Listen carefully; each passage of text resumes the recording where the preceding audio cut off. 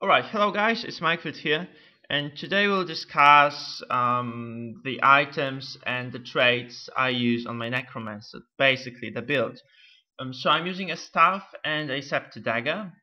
I have a sigil of superior energy on the staff and on the scepter, and I'm using a sigil of superior agony on my dagger. So as you can see, my critical chance is pretty high thanks to this amulet. I went for precision, toughness and condition damage, but I chose a power, vitality and condition damage dual, which means that there is at least some balance between precision and power. As you can see, this build is focused on doing critical hits. You will see why in a minute. As for the runes on the equipment, I'm using a full set of superior rune of the nightmare.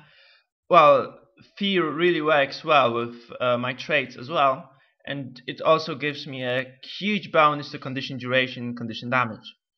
Why don't we just get to my traits?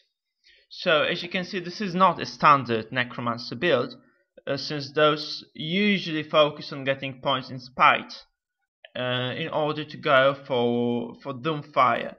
But I decided to go a bit more tanky and to focus on using the wells instead, especially that there's not really much of use in the spite trait line apart from this last one, Doomfire.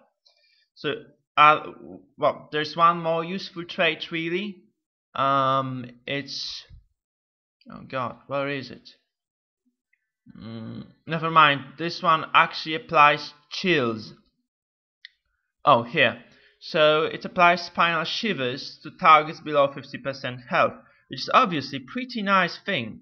But other than that, I guess I can actually live without this. And so most important thing for this build is basically this trait line. So I went for pretty standard things here. So we have increased duration for the scepter skills. Since most of the damage from conditions you're dealing as a Necromancer comes from the scepter. You have this chain, you have grasping that here, and there is also additional trait to which we will get in a few seconds, which also grants you bonus damage. Oh, it's here. So every time you actually critically hit, you are able to inflict some bleeding. It's 2.5 seconds, so it's not really too long, but still it's like with 50% critical chance in this, so every third hit you land is actually going to deal additional bleeds. It does scale pretty well, I got to say that. Okay, so what else we have here is well skills, which is ground targeting. As you can see, I'm using 2 wells in here. I sometimes alter and use 3 even. So this gives a little bit of versatility to your build. Then we have, this is kind of standard thing, just get this automatically. This 20% critical chance is kind of nice. When you use Death Shroud, you have 5 skills. And when Life Transfer, which can critically hit, actually does land a crit, it means that you're going to bleed really huge number of opponents in a huge area. So that's a very decent skill. So this Fury is actually going to get you to 70% critical chance in the Death Shroud, which is a lot. Believe me, it's a lot. Now, Terror, this is a must for every Necromancer, so fear deals damage. And it's not just a bit of damage, it's a lot, and it works, is devastating in large team fights. Okay, now this is kind of irrelevant. Okay, so we can go for Death Magic. So, Jagged Horror is kind of useful, it applies bleeding, this bleeds actually lasts for a while, so that's fine. So now, Ritual of Protection, that's why we're using wells here. So, since protection stacks duration, when you cast 2 wells on the ground and you're in the area, you gain 7 seconds of protection. It's pretty nice. And it really works well when you're actually dueling someone. This additional burst of protection can actually save your arse. Really, it can save your arse. Now, this is kind of irrelevant too because you're not using minions, but this one is pretty cool. Greater marks, so they're unblockable and they're actually taking up a bigger area. That's nice. And the final trait line is blood magic, so you gain regeneration. That's pretty cool because you have some passive healing as well. This one leaves mark of blood when you dodge.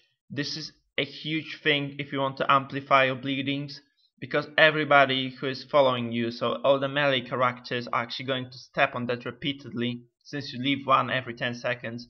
Is really adding up with your other condition damage skills. Now this vampiric, it's okay when you're using those AoE skills in bigger fights. It's really good. It can heal you up. And this one, ritual mastery, and the reason why I went for this is because I want to have my wells up as often as I can. Now, as far as the utility skills, you can see I'm using consume conditions because, well, many folks are actually using conditions nowadays. So when you have nothing to counter this, you die. And this actually consumes every single one and heals you up. So this is a pretty powerful skill. It can really bump your health up when you're inflicted with multiple conditions. So now this spectral walk. So I actually alter between spectral walk and well of suffering. But spectral walk is nice. It's a stun breaker. It gives you increased movement speed. It also helps you to refill your life force bar. So it's pretty good. And now well of corruption. This is awesome. It converts boons on foes into conditions, and it has some really devastating effects. So for instance, because there's a fixed relationship between boons on your opponent and conditions they get converted to. So for instance, a swiftness is converted to immobilize. So actually if you place this and your opponent has a couple of boons, you can actually absolutely devastate them, hold them in place, remove all their might and stuff. So you can look it up on the Wikipedia, and you will see that it's a pretty nice thing to have. And now this one, this is probably bread and butter of this build. So this one gives you blindness. You have two blinding skills then. This is one, Deathly Swarm, and this is the second one. The difference is that this one pulses every second for the duration of 5 seconds. So 5 pulses.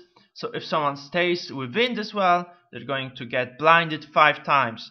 And also if you cast it nearby, I mean if you cast it on yourself, you are going to get protection as well. So it's a very useful skill. Now the final one, so it's actually a choice between this one, Summon Flesh Golem, which is good because this is a CC tool, which has, well, relatively long cooldown, but it's doable. You can live with that. And this one, Plague. So the difference between this one and this one is that Plague actually has very long cooldown. It's 3 minutes.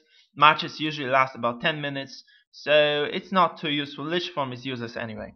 So I think that Plague is pretty good if you have lower health, if you're using some mobility builds and you need this survivability, while summoning Flesh Golem is generally speaking a neat selection.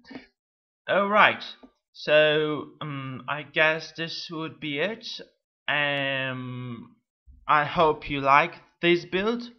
I'm open for your remarks as always, so feel free to subscribe to my channel and comment below this video. See you!